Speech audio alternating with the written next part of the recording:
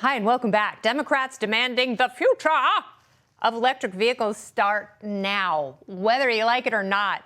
And a lot of people don't. According to a New York Times report, the EPA is proposing a plan to make electric vehicles the majority of cars by 2032. That's less than a decade from now. By comparison, only 5.8% of cars sold last year, you guessed it, were electric. That's not the only problem. Even automakers say this goal is completely impossible. Not to mention there are nowhere near enough charging stations. So is Biden's electric vehicle plan going to get out of the driveway? Or is this just a tailpipe dream? Joining me to discuss, Florida Republican Congresswoman on the House Energy Committee and Commerce, of course, Cammack is here. Welcome, dear.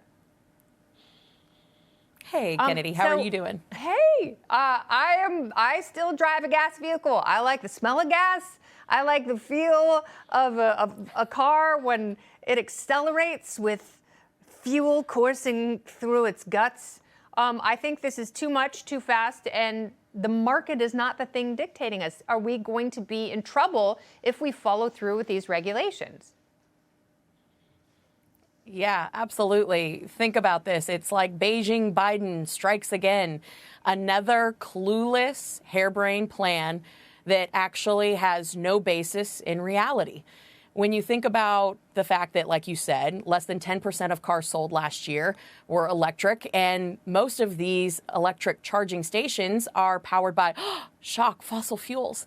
It's almost like they don't understand how it works. Never mind the fact that these EV batteries are really impossible to manufacture here in the United States, making us once again dependent on China, who controls the rare earth mineral supply chain.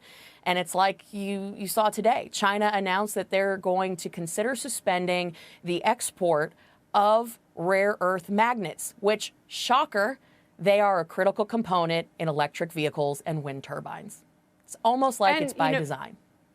And we've heard the auto industry, they have some complaints of their own. Number one, they've had supply chain issues with these electric vehicles. And it's not just the batteries. There are a whole host of things.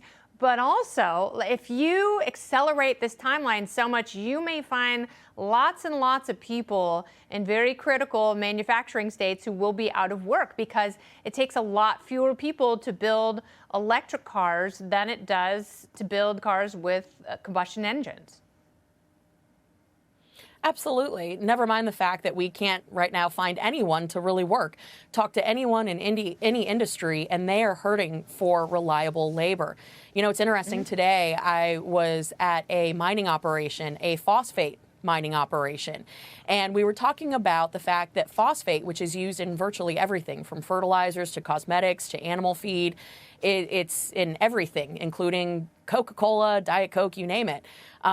These minerals haven't been listed as critical.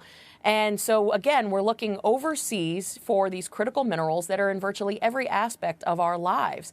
And then you have the Biden administration say, well, we want to make a move towards EVs and we're going to support mining efforts. So they throw $500 million at it. Just one of these manufacturing plants cost $5 billion. Just last week, I was with a local dealership, and he was saying that these EV batteries are good for about 10 years. Then you can't even find them when you need them, and they don't have the technicians to replace them. This is a disaster waiting to happen. It's going to require a change in administration to get us back on the right path. This just isn't feasible in today's marketplace. I mean, it's certainly not feasible when the average price of an electric vehicle is around $60,000 a year, which is more than the median income for Americans, hardworking Americans in this country. It is a tough sell. And I know, in the legislation, the Inflation Reduction Act, that there is a $7,500 incentive from the government. But, it's like, that really doesn't lower the price of a $70,000 car enough to be that attractive to people. Yeah. No, I mean, that seems to be the joke of the Biden administration, one of many, in fact, where they say, oh, you're concerned about rising gas prices. Oh, you peasant, go out and buy an electric vehicle that costs $80,000. It's absolutely absurd how out of touch this administration truly is. From the fact that we don't have the mining capability because they ignore the fact that they've shut down permitting essentially for any domestic production, whether it's for fuel or for minerals. And then the supply chain is entirely dependent on nations that don't like us, like China. And how much more writing on the wall is it going to take for us to wake up? We might be going to war with them. We're going to talk about that in just a little bit on the show. Congressman Cammack, thank you so much for your time. I appreciate it. Thanks, Kennedy. Have a good one.